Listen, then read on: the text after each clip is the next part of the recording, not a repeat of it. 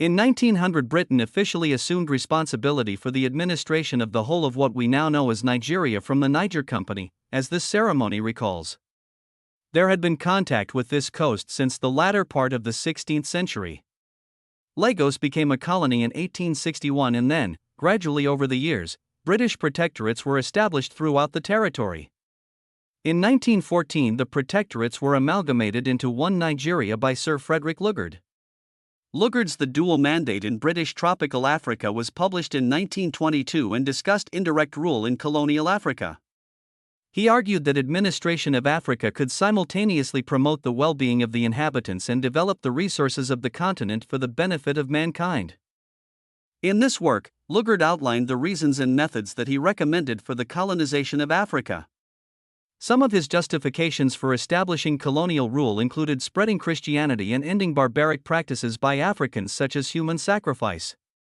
He also saw state-sponsored colonization as a way to protect missionaries, local chiefs, and local people from each other, as well as from foreign powers.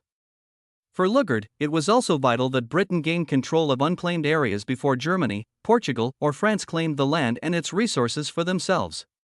He realized that there were vast profits to be made through the export of resources such as rubber, and through taxation of native populations as well as importers and exporters. The British taxpayer continually made a loss from the colonies in this period. In addition, these resources and inexpensive native labor, slavery having been abolished by Britain in 1833, would provide vital fuel for the Industrial Revolution in resource-depleted Britain, as well as monies for public works projects. Finally, Lugard reasoned that colonization had become a fad and that, in order to remain a global power, Britain would need to hold colonies to avoid appearing weak. Lugard pushed for native rule in African colonies.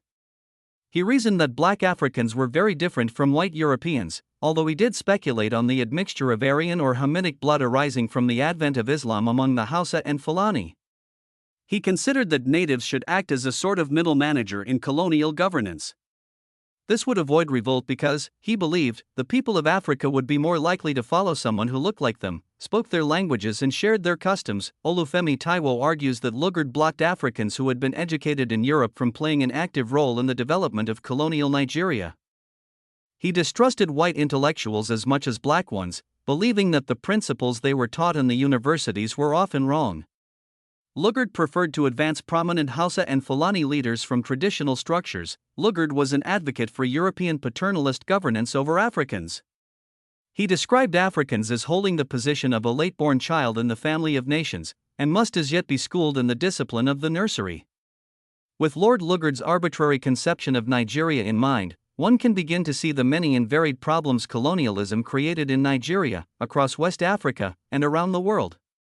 Not least among these problems, for Nigeria in particular, was the problem of a unifying national identity. It is no wonder that diverse peoples, forcibly united into single states, sometimes turn to separatism. What was the real intention of Sir Lord Lugard? Share your thoughts. Don't forget to like and subscribe.